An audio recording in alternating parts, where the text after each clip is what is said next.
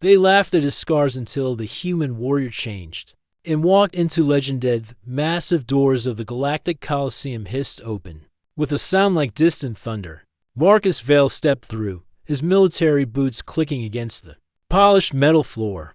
The space station stretched out before him like a small city floating in the stars. Curved walls reached high above his head, covered in lights that pulsed with alien colors. Through the transparent sections, he could see the endless black of space dotted with distant suns. Marcus pulled his travel bag higher on his shoulder and tried not to think about how far he was from Earth. 3 months of space travel had brought him here, to this place where the galaxy's greatest warriors gathered every 5 years. He was humanity's representative, though he had never asked for the job. His reflection caught his eye in a nearby window. The burn scars covered the left side of his face and neck, twisting down under his shirt collar. The marks were 3 years old but still looked angry and red. His right hand was scarred too, the skin tight and shiny where it had healed. Most people looked away when they saw him. Here, he suspected, it would be much worse. Human Marcus Vale. The voice was high and musical, like wind chimes in a breeze. Marcus turned to see a creature that looked like it was made of living crystal. It stood about his height, but his body sparkled with inner light. This was a Zalari, one of the 3 main species in the tournament. "That's me," Marcus said. The Zalari's crystal face could not show expressions, but Marcus heard something like amusement in its voice. "I am Solara, your guide. The Combat Council has prepared quarters for you." It paused, studying Marcus's scarred face, though perhaps the medical bay would be more appropriate first. "My quarters will be fine," Marcus replied. He had heard this offer many times. People always wanted to fix him, to make him look normal again. But the scars were part of him now. They told a story he would not erase. Solara led him through corridors filled with warriors from across the galaxy. The Zalari moved like dancers, their crystal bodies catching and reflecting light. The Korthik were huge reptilian creatures with thick scales and massive claws. They walked with heavy steps that shook the floor. The Vaelter were the strangest of all, pale humanoids who seemed to fade in and out of view, like smoke given form. And then there were the humans. Marcus counted only 12 others, far fewer than the other species. Most looked away when they saw his scars. One, a young woman with short black hair, nodded at him with respect. The others whispered among themselves. "Your quarters, Solara," announced, stopping at a door marked with human symbols. The room beyond was small and plain, with a narrow bed and basic furniture. Through the single window, Marcus could see the training areas far below. "The other human quarters are in the north wing," Solara said, "much larger and more comfortable. But the council felt," it paused, searching for words, "that I belonged with the lower ranks." Marcus finished, "I understand," after Solara left.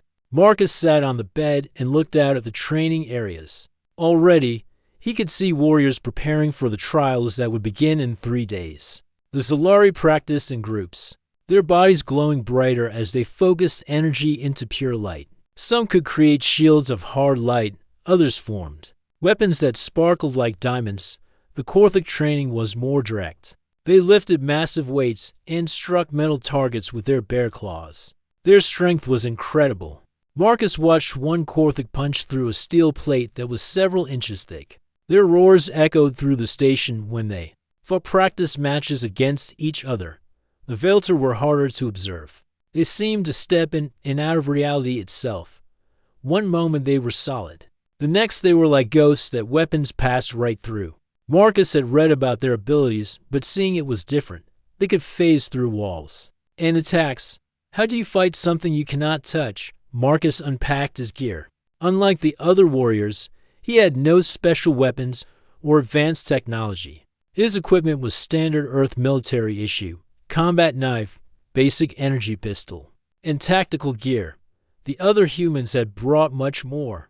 He had seen them carrying cases of advanced weapons and protective suits.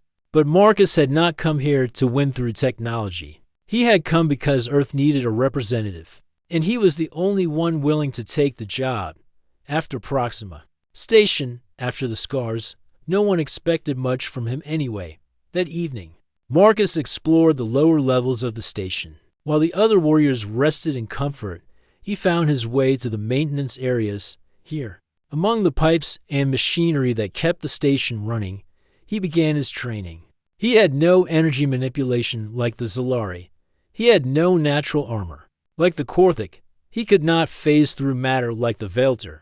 But he had something else, the ability to think, to plan, to use his environment. In the military, they called it tactical thinking. Out here, it might be his only advantage. Marcus set up simple training courses using the maintenance equipment. He practiced moving quietly through tight spaces.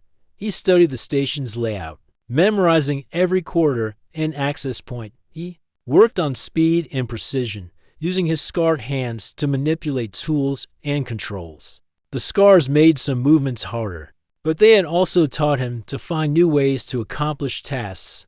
3 days passed quickly. Marcus trained in secret while observing the other warriors. During meals and public sessions, he noticed things others missed, the way Zalari energy dimmed when they were tired, how Korthik always favored their right side in combat, the brief moment when Velter became solid before changing phase. The opening ceremony arrived with great fanfare. Representatives from hundreds of worlds filled the massive central arena. Marcus stood with the other human representatives, feeling very small among the thousands of spectators. One by one, the champions were introduced. The Zalari champion, Luxander the Brilliant, created a display of light that filled the arena. Like a small star, the crowd cheered. The Velter champion, Whisper named Shadowlin, appeared and disappeared around the arena so fast she seemed to be in multiple places at once. The applause was thunderous. Then came Vexahil the Unbroken, the Korthik champion. He stood nearly 9 feet tall, his dark scales gleaming under the arena lights. His claws were as long as Marcus's fingers, and his yellow eyes seemed to glow with inner fire. The crowd's roar was deafening, and finally, the announcer's voice boomed across the arena. Representing the human species from the small world of Earth, there was a pause, and Marcus could almost hear the disappointment in the voice. Marcus Vale. Marcus walked forward into the bright arena lights. The cheering died to scattered claps and then to an uncomfortable silence. He could hear whispers from the crowd, comments about his scars, questions about why Earth had sent someone so obviously damaged. Vexahil's deep laugh cut through the quiet like a blade. The massive Korthik stepped forward, his claws clicking on the arena floor. "This is what Earth sends us," he called out in a voice that carried to every corner of the arena. A broken warrior with a broken face. More laughter rippled through the crowd. Marcus stood still, his hands at his sides, his scarred face calm. Inside, old anger stirred, but he kept it locked away. He had learned control the hard way. "Tell me, human," Vexahil continued, enjoying the attention, "are those scars maps of all the battles you have lost?" The crowd laughed harder now. Even some of the human representatives looked embarrassed, but Marcus did not speak. He simply looked at Vexahil with steady eyes, memorizing every detail of the alien warrior's stance and movements. Finally, the ceremony ended. As the crowds began to leave, Marcus heard the whispers follow him. Broken, damaged. Why did Earth bother? Poor humans, sending their worst instead of their best. Back in his small quarters, Marcus looked out at the training areas one more time. Tomorrow, the real trials would begin. He had no illusions about what the other warriors thought of him. To them, he was already defeated, a scarred reminder of human weakness. But Marcus knew something they did not. He knew exactly how he had gotten those scars, and why he still carried them 3 years later. Soon, perhaps, they would understand. 2. The scars were not maps of his failures. They were proof of his greatest victory. The morning of the first trial arrived with the sound of warning bells echoing through the station. Marcus woke before dawn and prepared his gear with careful precision. Today would show the galaxy what humanity could do. The trial arena was a massive maze filled with shifting walls, changing gravity fields, and energy barriers that sparked with dangerous power. Floating above it all were the biomechanical defense drones, sleek metal creatures with glowing red sensors and plasma. Weapons. Each warrior had to survive in the maze for 2 hours while the drones hunted them. Points were scored for every drone destroyed. Marcus stood with 47 other warriors at the maze entrance. The Zolari competitors sparkled with stored energy, ready to blast their way through any obstacle. The Kortha cracked their knuckles and flexed their massive claws. Planning to tear the drones apart with brute force, the Velter flickered in and out of sight. Testing their phase abilities, remember, announced the trial master, a floating metal sphere with multiple arms. The drones learn from each encounter. They adapt to your fighting style. Pure force will not be enough. Vexahel laughed, his deep voice booming across the gathering. Drones are just machines. Machines break when you hit them hard enough. He looked at Marcus with yellow eyes full of mockery. Though I suppose our scarred human friend will hide in corners until time runs out. Several warriors chuckled. Marcus said nothing, but his mind was already working. Machines that learned and adapted. That was useful information. The maze doors opened with a grinding sound. Warriors rushed in, spreading out in different directions. Marcus hung back, watching how the others moved. He counted their steps, noted which paths they chose, observed their strategies. Then he entered the maze alone. The corridors were narrow and filled with moving obstacles. Gravity shifted without warning. One moment Marcus was walking on the floor, the next he was pressed against what had been the wall. Energy barriers crackled across doorways, forcing him to find alternate routes. But Marcus did not rush. Instead, he found a hidden alcove and settled down to watch. The first drone appeared within minutes, its red sensor sweeping the corridor. Marcus stayed perfectly still as it passed by. The drone was about the size of a large dog, with 4 arms ending in different weapons. Its movements were smooth but followed a clear pattern: sweep left, sweep right, advance, repeat. Marcus followed the drone at a safe distance, learning its behavior. When it encountered other warriors, he watched how it fought. The drone was fast and its plasma weapons were deadly, but it had weaknesses. The sensors could only look in one direction at a time. The weapons needed a brief moment to charge between shots, and most importantly, it always tried to maintain a specific distance from its target. After 30 minutes of observation, Marcus had seen enough. He knew how these machines thought. The next drone he encountered met a very different fate. Marcus used a piece of broken wall panel as a mirror, watching the drones approach around a corner. When it swept left, he moved right. When it turned to track him, he was already gone. Circling behind it, the drone spun in confusion, its sensors searching. Marcus struck with his combat knife, not at the armored body, but at the thin cables connecting the sensor array to the main body. The drone went blind and crashed into a wall. One down. Marcus moved deeper into the maze, his confidence growing. He had found something the other warriors missed. The drones were connected to each other through a wireless network. When one was destroyed, the others received information about the attack method. But the network had a weakness. It could be overloaded. In a storage room, Marcus found exactly what he needed: maintenance wire and a small power cell. Working quickly, he built a simple electromagnetic pulse device. It would only work once, but that might be enough. The roar of battle echoed through the maze. Marcus could hear Korthic warriors smashing through walls, Zolari energy weapons firing in bright flashes, and the hum of Velter phase shifting. But he also heard the angry buzz of more and more drones joining the hunt. Marcus reached the maze center, where a cluster of drones guarded a control terminal. This was the heart of their network. He counted 12 drones, far more than any single warrior was meant to face. But Marcus was not planning to fight them. He activated his improvised EMP device and threw it into the center of the drone cluster. The electromagnetic pulse fried their network connection, leaving them confused and uncoordinated. Without their shared intelligence, they were just simple machines again. Marcus picked them off one by one, using the maze's own traps against them. He led drones into gravity fields that crushed them against walls. He tricked them into firing at energy barriers that reflected their own plasma back at them. He used fallen debris to jam their weapon systems. By the time the trial ended, Marcus had destroyed 28 drones, more than any other warrior in the tournament's history. As the maze walls retracted, other warriors stared in shock. Vexil emerged with 12 drone kills, his scales scratched but his pride intact. The top Zalari had managed 15. The best Velter scored 11. But the scarred human had beaten them all.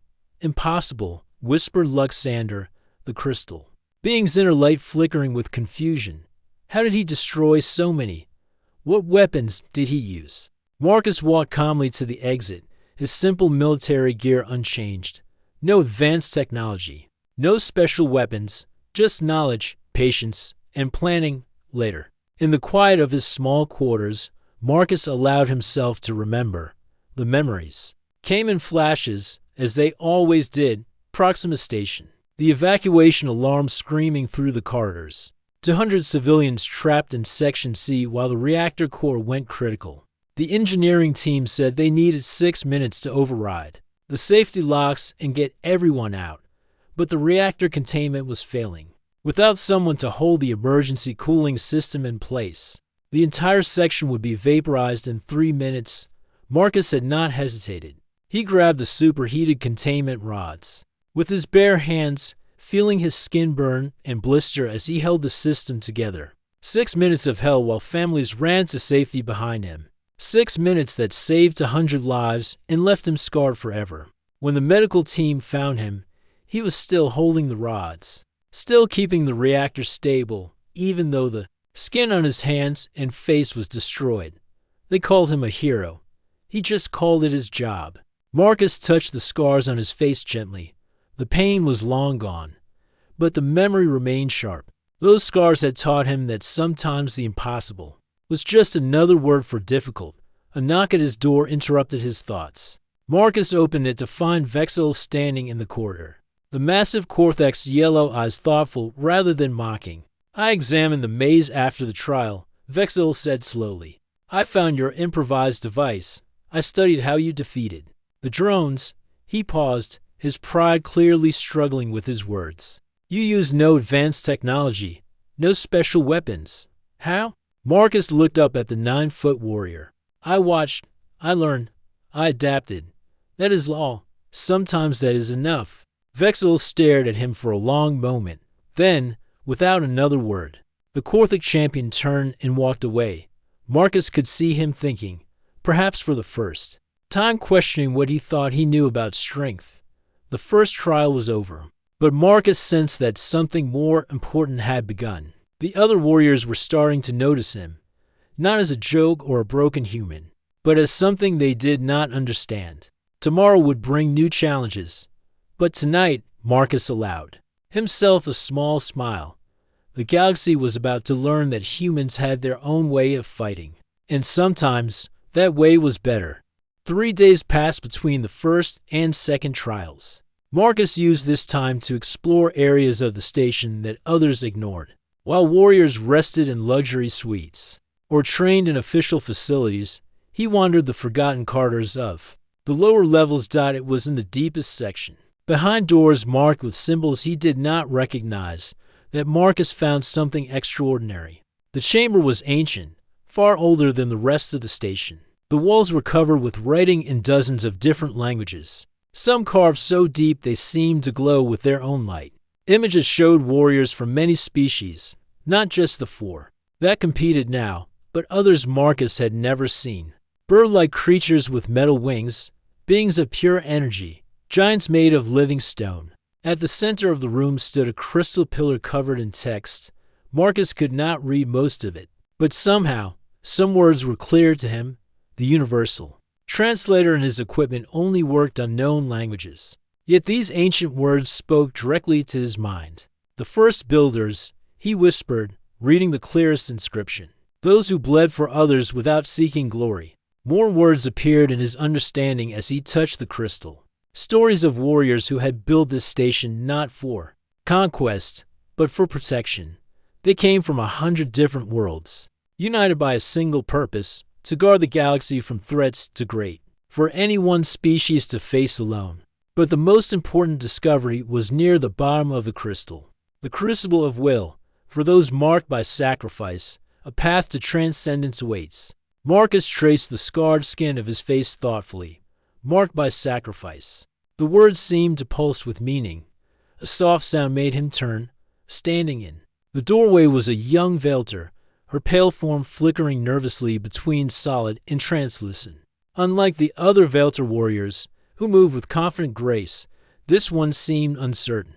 "You should not be here," she said, her voice like distant whispers. "These areas are restricted." "So are you breaking the rules too?" Marcus asked with a slight smile. The Velter became fully solid, surprised by his calm response. She was young. Marcus realized, probably the youngest warrior in the tournament. Her silver hair was cut short in a style that looked more practical than fashionable. "I am Liren," she said after a moment. "I was exploring Marcus Vale, and this place is fascinating." "Do you know anything about the first builders?" Liren moved closer, her curiosity overcoming her caution. "Only stories. My grandmother said they were legend. Warriors from the old times who could do impossible things." She looked at the crystal pillar with wonder. "But this looks real." Marcus nodded. "Very real. And very important, I think. They spent an hour exploring the chamber together." Marcus learned that Liren was considered an outcast among her people. Velter society valued subtlety and patience. But Liren was aggressive and direct, traits they saw as primitive. She had volunteered for the tournament hoping to prove her worth. But even her own species expected her to fail quickly. "We are both misfits," Marcus observed. "Perhaps that is why we found this place." The announcement of the second trial interrupted their conversation. As they hurried back to the main levels, Marcus felt something had changed. For the first time since arriving at the station, he was not alone. The second trial was announced in the great arena. "Warriors will be paired randomly," the trial master declared. "You must work together to survive the maze of mirrors. This trial tests not your body, but your mind and spirit." Marcus was not surprised when his name was paired with Liren's. The other warriors laughed or groaned, assuming the two weakest competitors had been matched together. Vexil shook his massive head in what might have been pity. The maze of mirrors was unlike anything Marcus had ever seen. The walls were made of a strange metal that reflected not just images, but thoughts and fears. As he and Liren entered, the corridor filled with ghostly shapes that whispered in their minds. "It shows you what you fear most," Liren said, her voice tight with worry. Velter warriors trained for years to resist such attacks. The first challenge appeared quickly. The corridor split into 3 paths, each showing a different reflection. In one, Marcus saw himself back on Proxima Station, but this time he was too slow. The civilians died screaming while he hesitated. In another, he saw Earth destroyed because he had failed here, leaving humanity defenseless. The third showed him becoming like the worst human leaders, cruel and power-hungry. Liren was struggling too. Her reflection showed her people rejecting her completely, casting her out to die alone in space. Another showed her losing control and accidentally killing innocent people with her abilities. "These are not real," Marcus said firmly, taking her arm. "They are designed to paralyze us with doubt." "But what if they are true?" Liren whispered. "What if I am too dangerous? What if you are too weak?" Marcus stopped walking and faced her directly. "Liren, look at me. Not the reflections. Me. You came to this tournament despite knowing your people did not believe in you.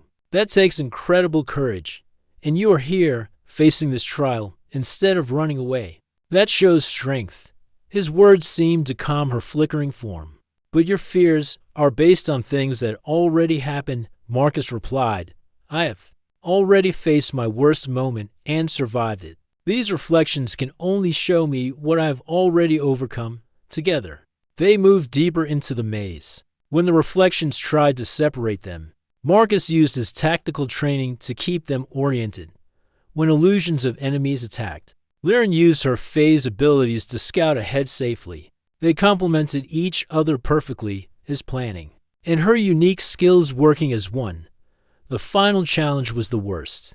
The maze showed them a vision of the galaxy burning while they stood helpless to stop it. Billions of lives ending because they were not strong enough to prevent disaster. This could happen, Liren said, terror making her voice shake.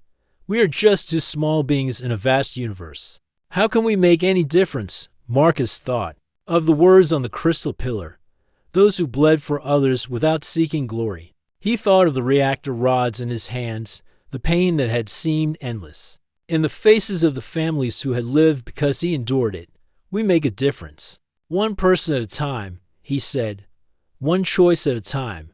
One moment of courage at a time. The galaxy is vast, but every life in it matters. And if we can save even one, we have made the universe better.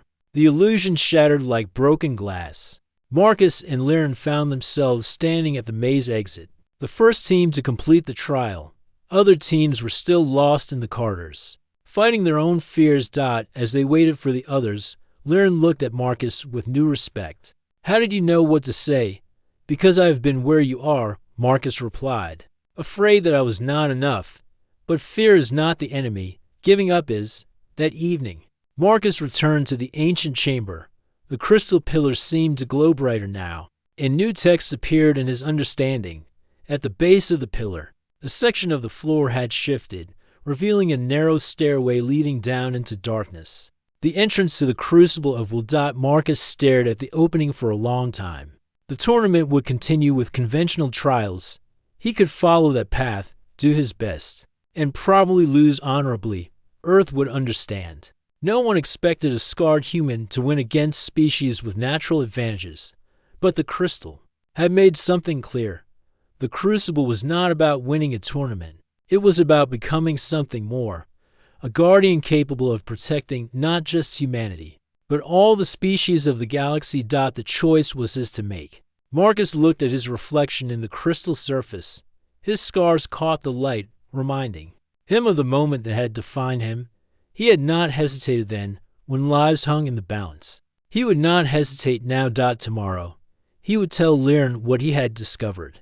Together, they would decide whether to take the safe path or risk everything on an ancient promise. But deep in his heart, Marcus already knew what his choice would be. The galaxy needed guardians who understood sacrifice, and he was ready to pay whatever price that demanded. Marcus stood at the entrance to the Crucible of Will as dawn broke over the station. He had spent the night reading every inscription in the ancient chamber, learning what he could about the trial that awaited him. The crystal pillar had revealed more secrets as he touched it, showing him glimpses of warriors from long ago who had faced the same choice. Not all of them had survived. You are really going to do this? Liren's voice came from behind him. The young Velter had found him as he knew she would. Their bond forged in the maze of mirrors was stronger than friendship. Now, they understood each other's fears and hopes. The tournament finals are tomorrow, Marcus said without turning round. If I stay, I will fight Vexahel and probably lose. Earth gets a respectable defeat, and nothing changes. And if you enter the Crucible, I either die or I become something that can protect not just Earth, but all of us. Marcus faced her, his scarred features calm but determined. The first builders left this place for a reason, Liren. They knew that someday the galaxy would need guardians again. Liren flickered nervously between solid and translucent. The others have noticed your absence from training. Vexel has been asking questions. He suspects you are planning something. Let him wonder. Marcus gathered his simple gear. If I do not return by tomorrow's final match, tell them I forfeited. Tell them Earth's warrior was not strong enough. That would be a lie. Marcus smiled. Yes, but it would protect the secret of this place until someone worthy finds it. Again, he stepped toward the dark stairway. Liren caught his arm. Her touch surprisingly warm for someone who could become mist. The crystal showed me something, she said quietly. A vision of the future. You were standing before the Galactic Council, and there was light coming from your scars. You were not human anymore, but you were still you. Visions can lie. Not these ones. I can feel their truth. Liren released his arm. Come back to us, Marcus Vale. The galaxy needs its guardian. Marcus descended into the Crucible alone. The stairway led to a chamber that existed outside normal space. The walls seemed to stretch forever in all directions, filled with swirling colors that hurt to look at directly. In the center stood an altar made of the same crystal as the pillar above, but this one pulsed with ancient power. As Marcus approached, the chamber filled with voices, not heard, but felt directly in his mind. They spoke in languages he did not know, but their meaning was clear. Who seeks the path of will? Marcus, Veil of Earth. He answered aloud.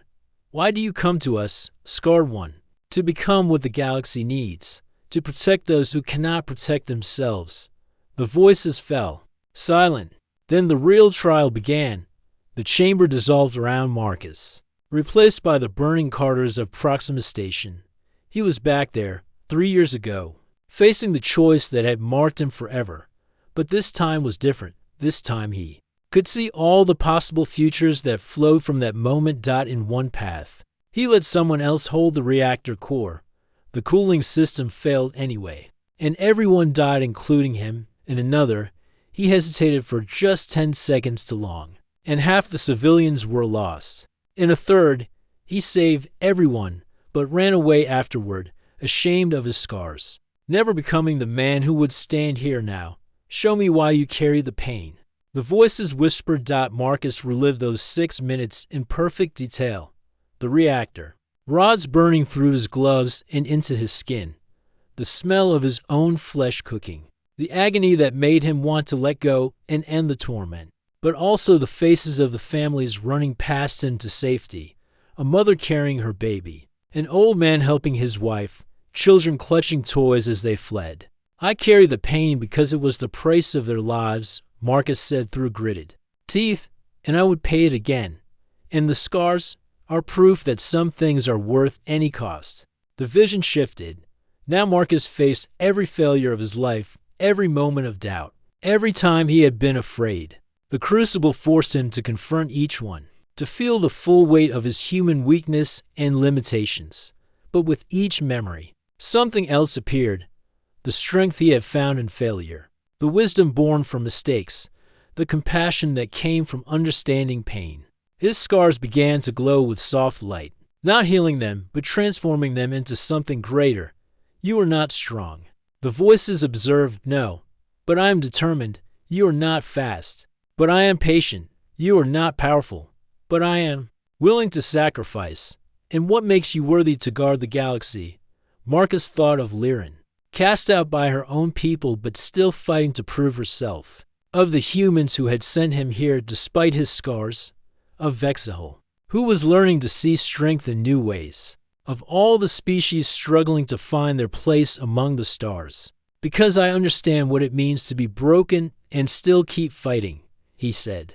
Because I know that real strength is not about being the biggest or fastest or most powerful. It is about standing up when everything hurts and choosing to protect others anyway.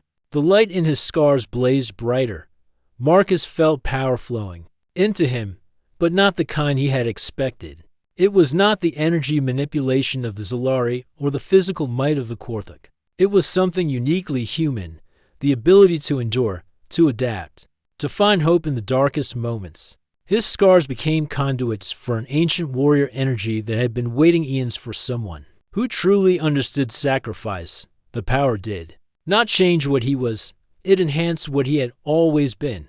Marcus emerged from the crucible as the station's lights began to dim for the night cycle. He looked the same, but those who knew him would see the difference. His movements had a new fluidity, his eyes held depths they had not possessed before, and his scars pulsed with the faintest trace of inner light. He found Lyran waiting in the corridor outside the ancient chamber. She took one look at him and smiled. It worked. She said simply, "Yes, but now comes the hard part. The tournament? No, learning to be worthy of what I have been given." News of Marcus's absence had spread through the station. Many assumed he had fled in fear of facing Vexil in the finals. Others whispered that he was hiding, preparing some secret human weapon for the final battle. Vexil himself had spent the day in confused anger. The human had impressed him with the drone trial and the maze, but disappearing before their match seemed like cowardice. Yet something did not feel right about that explanation. When the morning bells announced the final day of the tournament, Marcus appeared in the arena preparation chamber as if nothing had happened. But Vexil's keen warrior instincts immediately noticed the change. The human moved differently now, not with new strength, but with absolute confidence in the strength he already possessed. "Where have you been, Marcus Vale?" the Korthic champion demanded. Marcus looked up at the 9-foot warrior and smiled, "Learning who I really am." The final match was announced for midday. As news spread through the station, more spectators arrived than had ever attended a tournament final. Word of the scarred human's surprising performance had reached even the distant worlds. They came expecting to see him crushed by the mighty Korthic champion. They were about to witness something far more extraordinary. The legend was about to begin. The Grand Arena had never held so many spectators. Representatives from every major civilization in the galaxy filled the massive curved walls, their excited voices creating a constant buzz of anticipation. At the center, the combat platform gleamed under brilliant lights, a perfect circle of polished metal surrounded by energy barriers. Marcus walked toward the platform with steady steps. His simple military gear looked almost primitive compared to the advanced equipment worn by other species warriors. But those who looked closely could see something different about him now. His movements flowed like water, and his scars caught the arena lights with the faintest inner glow. Across the platform, Vexil the Unbroken stood waiting. The massive Korthic champion was a sight to behold, 9 feet of muscle and natural armor, his dark scales gleaming like polished stone, his yellow eyes burned with the confidence of a warrior who had never lost a battle. His claws, each as long as Marcus's fingers, scraped the metal floor as he flexed them. The crowd roared as the two fighters took their positions. To most observers, this looked like a mismatch that would end quickly. The human, despite his surprising performance in earlier trials, was still just a scarred veteran facing the galaxy's most feared warrior. "Citizens of the galaxy," the announcer's voice boomed across the arena. "Witness the final battle of the grand tournament, Vexil the Unbroken, champion of the Korthic Empire, against Marcus Vale, representative of Earth." The cheering died to expectant silence. Vexil looked across the platform at Marcus, his warrior's instincts still troubled by the change he sensed in his opponent. "You disappeared yesterday," he called out, his deep voice carrying easily across the arena. "Did you hide to prepare some human trick?" Marcus shook his head calmly. "I went to learn something important, and what was that? That strength is not about being the biggest or the strongest," Marcus replied. "It is about knowing what you are willing to sacrifice for others." Vexil snorted with contempt. "Pretty words will not save you, scarred one. This arena respects only power." The trial master, a floating mechanical sphere, positioned itself above the platform. "Warriors, prepare for combat. Victory conditions are simple. Defeat your opponent by any means necessary. The trial begins in 3, 2, 1. Fight!" Vexil exploded into motion with the speed that had made him legendary. Despite his massive size, he moved like lightning, his claws cutting through the air toward Marcus's throat. It was an attack that had ended dozens of previous battles in seconds. But Marcus was no longer there. He floated aside like smoke, the transformed energy in his scars allowing him to read Vexil's movements before they were complete. The Korthic's claws whistled past his face by mere inches. Marcus did not try to match Vexil's strength. Instead, he used the alien's own momentum against him, guiding him past with a gentle touch that sent the massive warrior stumbling. The crowd gasped. No one had ever made Vexil look clumsy before. Vexil spun around with a roar of frustration, his pride wounded. He charged again, this time with a combination of claw strikes that had shattered steel plates in previous battles. But Marcus moved like water round a stone, flowing between the attacks with a grace that seemed impossible for a human. "Stand still and fight," Vexil bellowed, his yellow eyes blazing with anger. "I am fighting," Marcus replied calmly, dodging another massive swipe. But not the way you expect. For the next several minutes, the pattern continued. Vexil attacked with all his legendary strength and speed. But Marcus seemed to dance between his strikes. The human never struck back, never tried to harm his opponent. He simply endured. The crowd began to murmur with confusion. This was not how battles were supposed to go. Where was the violence? Where was the domination they expected?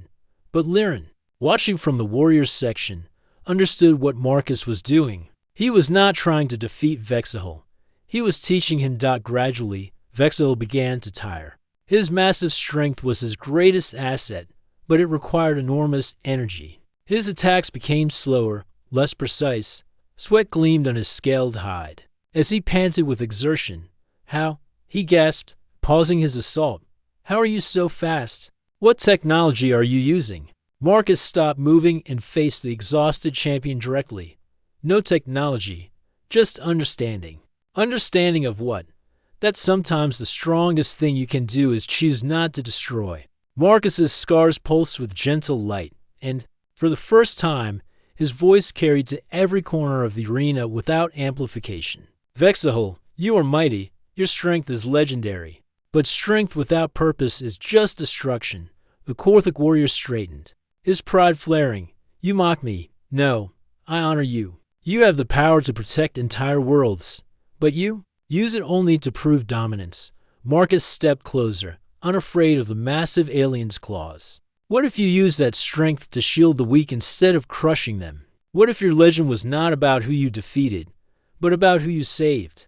The arena fell completely silent. Even the mechanical trial masters seemed to pause in confusion. Vexahol stared at Marcus, his yellow eyes reflecting a struggle between rage and something else, understanding. "You could have attacked me while I was tired. Why did you not?" "Because defeating you would prove nothing except that I could win a fight," Marcus replied. "But showing you a different way to be strong, that could change everything." The ancient power flowing through Marcus's scars began to glow brighter, and suddenly the entire arena could see what Liren had seen in her vision. This was not just a battle between two warriors, it was the birth of something new.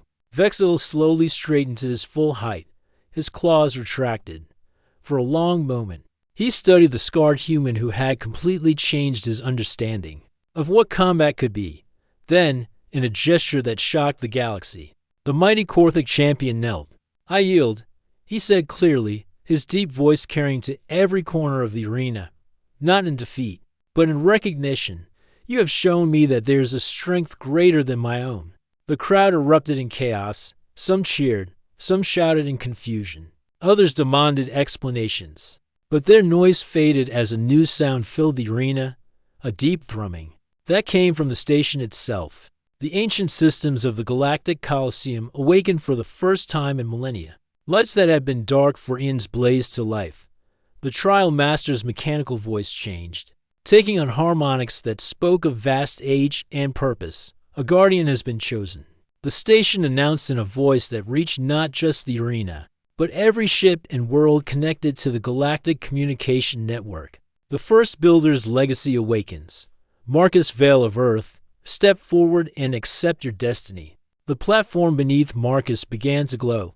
Ancient symbols appeared in the metal, forming a pattern that made his scars resonate with power. He felt the weight of responsibility settling on his shoulders, not just for humanity, but for every species in the galaxy.